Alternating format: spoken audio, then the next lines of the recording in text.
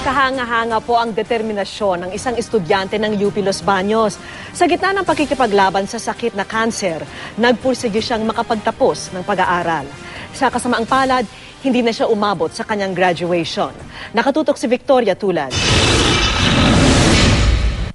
Pangarap daw ng UP Los Baños student na si Alisa Asilo na magtapos. Kaya kahit nakikipaglaban sa cancer na acute myeloid leukemia, hindi siya sumuko at itinuloy ang pag-aaral.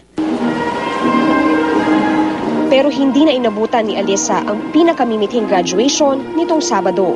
Pumanaw siya noong Abril 6. Dahil naipasa niya ang kursong veterinary medicine, pinayagan ng UP na ang kanyang ina ang kumuha ng kanyang diploma. Di mapigilang maiyak ng kanyang ina sa recognition ceremony. Nagtapos ang 23 anyos bilang top 6 ng klase at isa rin sa mga nakatanggap ng Best Undergraduate Thesis Award. Kwento ni Nanay Estrella, kumpirma ang sakit ng anak noon lang January 2012. Napilitan siyang tumigil sa pag-aaral para magpagamot pero muling nag-enroll nitong Nobyembre. Yun talagang pangarap niya makatapos siya. Pangarap niya sabay mahirap lang kasi kami. Gusto niya makapagtrabaho. Nag-alay ng moment of silence ang buong College of Veterinary Medicine para kay Alisa. Kaya malungkot.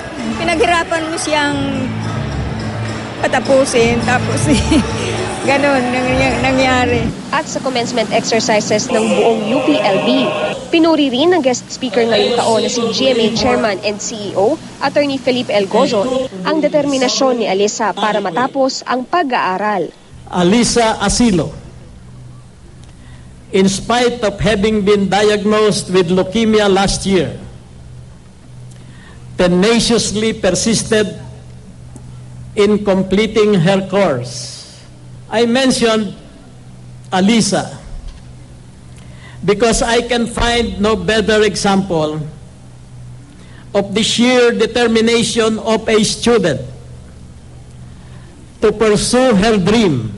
Malaking karangalan daw kay Attorney Gozon na maging guest speaker sa commencement exercises dahil maging siya ay produkto ng UP. Kasamang dumalo ni Attorney Gozon ang kanyang may bahay na si Ginang Teresa Gozon.